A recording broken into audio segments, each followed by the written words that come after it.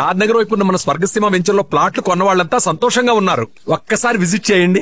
వైజాగ్ అన్ని శ్రీలంకలో వాళ్ళు చేసిన చేతులు కానీ different location, tough locations to shoot.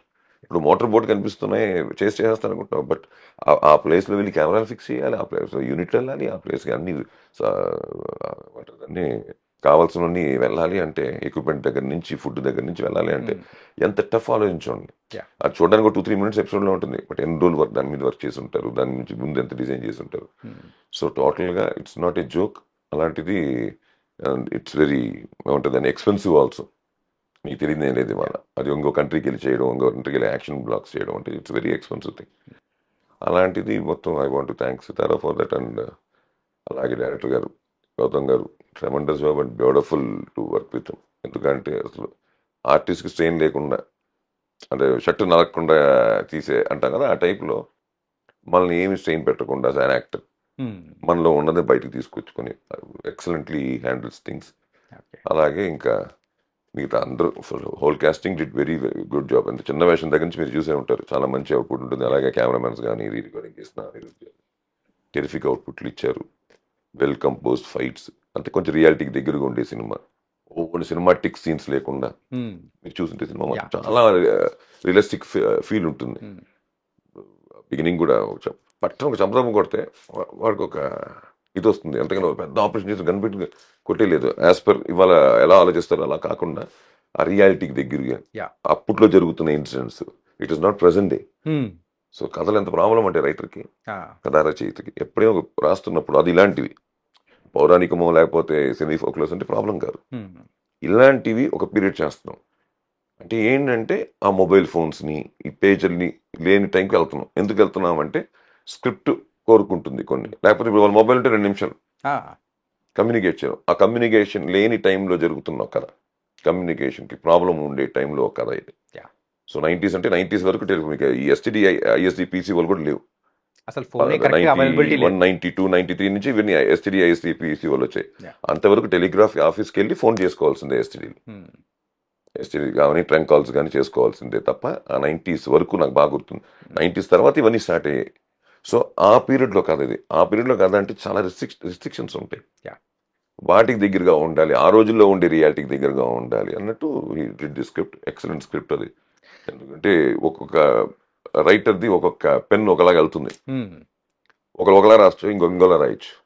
కానీ అల్టిమేట్గా రాసింది చూపించడం చాలా ఇంపార్టెంట్. సినిమాకి వచ్చేసరికి నావల్ అయితే చదివేస్తాం, బట్ సినిమాకి వచ్చేసరికి ఏంటంటే వీ షుడ్ షో ఇట్. అది బ్యూటిఫుల్గా కుదిరింది. అలాగే మన సత్యదేవ్ కానీ టెరిఫిక్గా చేశారు. ఆ బ్రదర్ బాండింగ్ కానీ అది కానీ ఐ వాంట్ టు థ్యాంక్ మీ మూలంగా. ఎందుకంటే కుదరలేదు, మధ్యలో కలిసాం కానీ నాకు ఆ టైంలో నేను ప్రమోషన్స్ వాటికి ఎక్కువ రాలేకపోయినా I want to share with your people for my team. And ముఖ్యంగా విజయ్ దేవరకొండ. ఎందుకంటే నేను టు బి ఫ్రాంక్ విత్ నేను కొంచెం తక్కువ సినిమాలు చూశాను ఆయనవి, అంటే ఆల్మోస్ట్ చూశాను, కానీ డీప్గా చూసిన సినిమాల్లో నాకు అర్జున్ రెడ్డి ఒకటి ఫెల్ట్ వెరీ షాకింగ్. ఒక యాక్టర్ పర్ఫార్మెన్స్ అన్నట్టు he did the method acting, whatever name it. మళ్ళీ చాలా బాగా అన్ని చేసుకుంటూ వచ్చారు, కానీ దీంట్లో మళ్ళీ క్యారెక్టర్గా challenging character for him. Arjun రెడ్డికి ఎంత ఛాలెంజింగ్గా ఫీల్ అయ్యి ఉంటారు ఆ రోజున నాకు నేను అనుకుంటున్నాను. మధ్యలో నేను 2-3 మిస్ అయ్యి ఉండొచ్చు, నాకు తెలియదు. ఈ సినిమా వరకు మాత్రం he did a tremendous job. నేను ఎందుకు అంటున్నానంటేనండి, 1 day 2 days 3 days క్యారెక్టర్స్ చేసేయచ్చు, ఒక 3 చేసేయచ్చు, బ్రేక్ ఇచ్చినా చేయొచ్చు when it's short and sweet. But when it comes to the entire thing you are taking, అంటే ఒక 140 రోజులు షూటింగ్ చేస్తుంటే, యావరేజ్ ఒక 100 రోజులు షూటింగ్ చేస్తుంటే ఎగ్జాంపుల్, ఒక 90 రోజులు ఆయన మీద వెళ్తుందిగా, ఆయన లేకుండా ఫ్రేమ్ కనిపించలే. అన్ని రోజులు అంటే దానికి ఎన్ని బ్రేక్స్ ఉంటాయి, in between confusions, tensions, phone ఉంటుంది, మెసేజ్లు వస్తూ ఉంటాయి. దీని మీద మళ్ళీ అది కంటిన్యూ చేస్తారు. అందరూ అనుకుంటారు ఈ సీన్ కాదు, ఒకలా దోశ వేసి చాలా బాగుంది దోశ, ఇంకోటి ఆర్డర్ ఇచ్చుకుందామా అని చెప్పి ఆర్డర్ ఇస్తే ఆ దోశ నెక్స్ట్ దోశ అలా రాదు. మీకు జరిగిందా? మీకు సెకండ్ టైం ఆర్డర్ ఇస్తే దెబ్బ అయిపోతాం రా అనుకున్నాం, చాలాసార్లు మనం అనుకుంటూ ఉంటాం హోటల్స్లో వాటి జరుగుతూ ఉంటాయి. అబ్బాయి వాళ్ళు ఉందని తినేసి ఇంకోటి ఇవ్వు అంటే టేస్ట్ డిఫర్స్ ఇమ్మీడియట్లీ. సో ఒక మాస్టర్ సరిగా వేయిపోతున్నాడు, ఏవో దోశ రెండో దోశ అడిగితే. అలాంటిది పొద్దు నుంచి సాయంత్రం వరకు వచ్చిన రోజు షెడ్యూల్ 20 రోజుల షెడ్యూల్, 10 రోజుల షెడ్యూల్ ఇలా పడుతూనే ఉంటాయి ఎవ్రీ మంత్. మెయింటైన్ చేస్తూ టోటల్గా 2.5 గంటల సేపు ఒకటే మూడ్లో చేశారే. Really hats off to Nice, sir. Deverakonda. And sir, Telugu ప్రేక్షకులకి అయ్యప్ప గారు ఒక యాక్టర్గా దగ్గరైన మూవీ అంటే మీరేం చెప్తారు సార్? మా మైండ్లో అయితే ఒకటి ఉంది.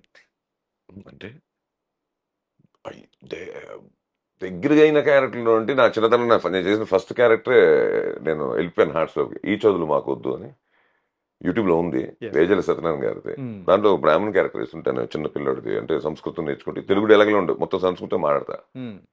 ఫస్ట్ హాఫ్ అంతా అలా ఉంటుంది. ముగ్గురు బ్రదర్స్, ఒక బ్రదర్ని, పెద్ద ఆయన రంగనాథ్ గారు, రెండోది మన విద్యాసాగర్, మూడోది నేను. నాకు ఎందుకు అంత హార్ట్ టచింగ్ ఫిల్మ్ అంటే అది సెకండ్ హాఫ్లో ఇంట్లో పావర్టీ వల్ల Hmm. ఏదో బిందె అమ్ముకొని రమ్మంటే తల్లి అనుకున్నమ్మ గారు వెళ్తూ ఉంటే మా నాన్న ముహూర్తం పెట్టించుకున్న ఒక సాహిబ్ తన మాంసం కొట్లో పని చేస్తామని చెప్పి నన్ను మాంసం కొట్లో పని చేయిస్తాడు. Yeah. అంటే అది నన్ను అయ్యప్పని రికగ్నైజ్ చేశారా ఇవన్నీ పక్కన పెడితే నేను ఒక క్యారెక్టర్గా ఫస్ట్ సినిమానే నాకు ఐ రియల్లీ చాలా మంచిగా అబ్బా అనుకునే క్యారెక్టర్ అది. Yes. వాడు నిజంగా పని చేస్తాడు, ఎందుకంటే ఇంట్లో డబ్బుల కోసం పని చేస్తాడు. అదొకటి. అలాగే సరే ఓకే, అది కొంచెం నేను చెప్పుకోవాల్సిన సినిమా ఎప్పటికైనా, ఎందుకంటే చైల్డ్ ఆర్ట్గా ఫస్ట్ ఫిల్ము, నేను డెబ్యూ చేసిన ఫిల్ము 83 అనుకుంటా, మేకప్ అది నవంబర్ Hmm. 2. తర్వాత మనమంతా అన్నది నాకు చాలా అన్నట్టు ఉంటుంది ఆ సినిమా. ఓకే. మోహన్ లాల్ గారిది, మన చంద్రశేఖర్ గౌతమి ఐలటి గారు గారు, ఉంటారు. చంద్రశేఖర్ ఐలటి ఐలటి గారు డైరెక్ట్ చేసిన సినిమా. మన సాయి కురపాటి గారు ప్రొడ్యూస్ చేశారు. నాకు భలే ఇష్టమైన క్యారెక్టర్. అంటే ఏంటంటే ఒక జస్ట్ రోడ్డు మీద ఏం దొరికితే, ఇనుము దొరికితే తీసుకెళ్ళి ఇనుము పెట్టేసి ఆ వచ్చే డబ్బులతో వెళ్ళి టక్కన ఒక ఎంతో చీప్ లిక్కర్ దొరికితే చీప్ లిక్కర్ తాగేసే ఒక క్యారెక్టరైజేషన్. Hmm. వాడు ఎలా లాక్ చేస్తాడు హీరోని, Yeah. ఎలా అవుతుంది ఫైనల్. నా క్యారెక్టరైజేషన్ ఎండ్ కూడా ఎక్స్ట్రాడినరీగా ప్లాన్ తీసుంటాడు డైరెక్టర్ గారు. Yeah. వాడికి హార్ట్ ప్రాబ్లం, వాడికి ఆపరేషన్ చేసుకుని డబ్బులు కావాలి.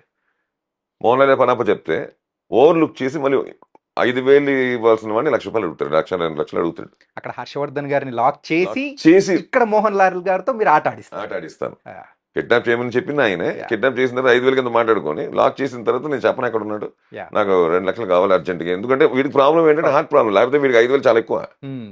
వీడికి ప్రాబ్లం రాకపోతే సిచ్యువేషన్ మేక్స్ హిమ్ విలన్ తప్ప అక్కడ ఈజ్ నాట్ ఎ విలన్. వాడికి ఆ ప్రాబ్లం లేకపోతే వాడికి 5,000 చాలా ఎక్కువ, ఇంకా ఏ పని చేయక్కర్లే, ఇంకా 2 months ముందు కూర్చోవచ్చు ఆ క్యారెక్టర్.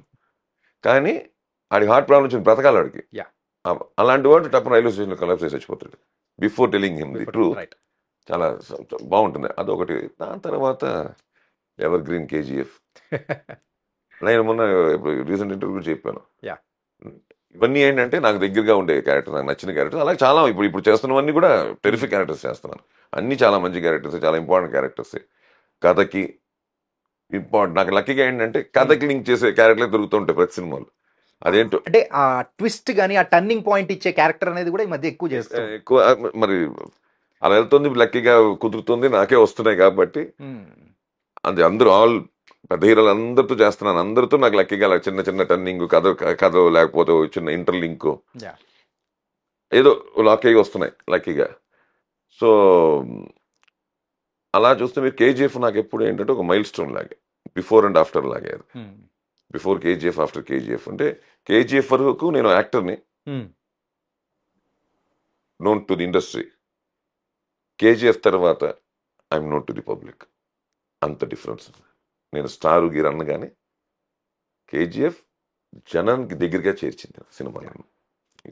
సో ఆనరం. Yeah. నన్ను మొన్నటి వరకు చాలా మంది నా పేరు కూడా తెలీదు. అంటే మనం ఎప్పటి నుంచి ఉన్నా బతుకుపోయి ఉన్నా మన బయట పెద్దగా ఎక్స్పోజ్ అవ్వాల.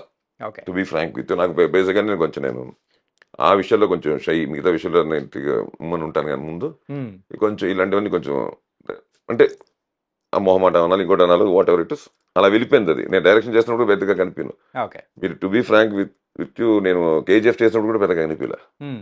అందరూ ఫోన్ చేసేవారు, మనందరూ నాకు తెలిసిన వాళ్ళు ఇక్కడ ఉండే వాళ్ళు అందరూ నాకు తెలిసి అప్పుడే బెంగళూరు ఉండేవాళ్ళు. Okay. ఫోన్ చేసేవారు, భయ హైదరాబాద్కి వస్తే ఫోన్. నాకు తెలిసి చెప్పకూడదు కానీ తిట్టుకుంటారు. దాన్నే ఒక వదలకుండా పట్టుకొని ఇవాళ కూర్చోబెట్టాడు హాట్ సీట్లో Yeah. సుధాకర్.